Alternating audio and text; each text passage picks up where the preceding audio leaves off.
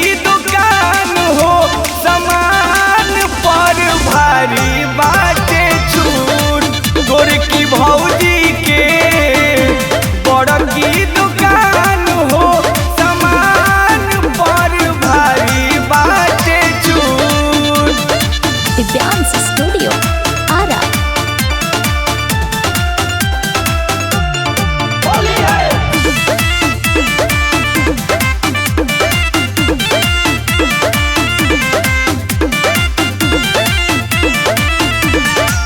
Offer Holi के हिली डोली के रंग खोल के इनका मस्त चोली के।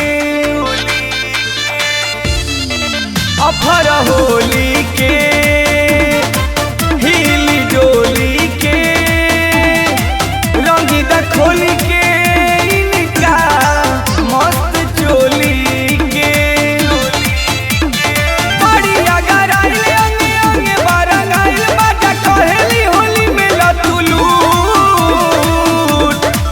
गोर की भौजी के बड़ की दुकान हो सामान पर भारी बाटे छूट।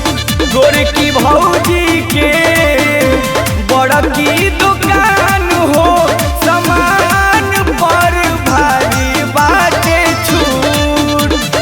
भारी बाटे छूट, भारी बाटे छूट। होली है।